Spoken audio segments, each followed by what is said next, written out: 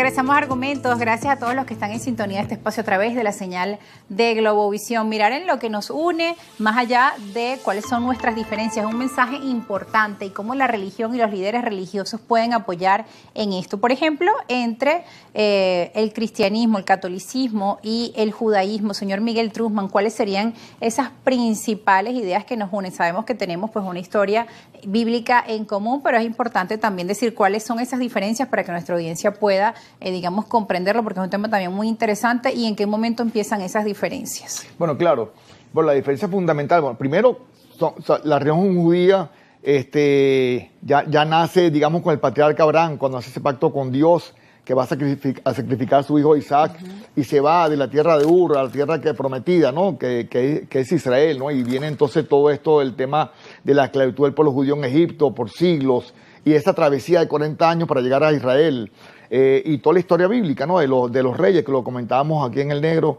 sí. Del rey Saúl, del rey David, que es un rey harto conocido por todo el mundo, pero fue un rey extraordinario que nombró y designó a Jerusalén como la capital del pueblo judío. Eso fue hace más de 3000 años. Y su hijo Salomón, el rey Salomón, el rey más sabio de la historia de la humanidad, digámoslo así, por lo que dicen los historiadores, fue el que construyó el primer templo de Jerusalén. Así que la historia judía deviene toda esa etapa. Después llega el Imperio Romano, los griegos, el Imperio Romano, que es el que domina por siglos todo lo que es el Medio Oriente, gran parte del mundo. Y en esa época es la época de Jesús, la época de Jesús, que fue, por supuesto, inclusive un rabino que predicaba en las sinagogas en Jerusalén, en Belén, en Nazaret, en todas esas ciudades, donde él evidentemente tenía unas ideas bien novedosas para la época.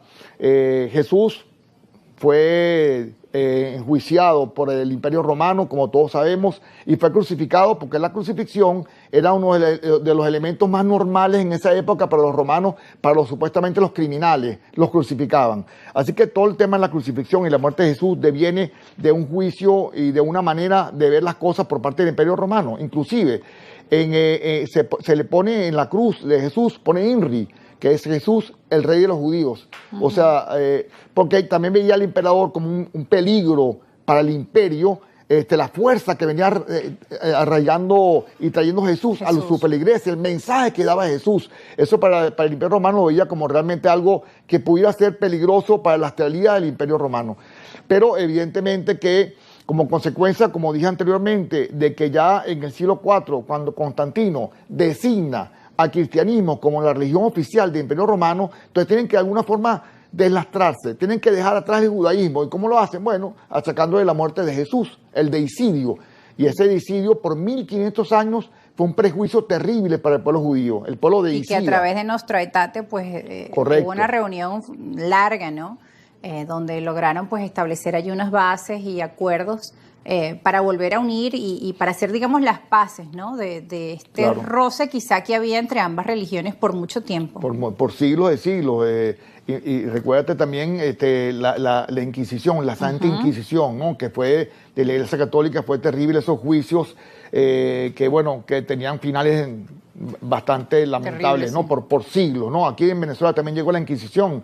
Pero bueno, lo importante, como dice Nostra Aetate, es dejar atrás digamos, los odios, los resentimientos y mirar hacia el futuro, que es lo que se quiere básicamente en este 60º aniversario de Nostra Aetate, tratar de rescatar las cosas positivas que nos unen como seres humanos en la fe hacia Dios, porque en definitiva todos creemos en el mismo Dios, el Dios que creó el cielo y la tierra, el Dios de los patriarcas, el Dios de todos los seres humanos.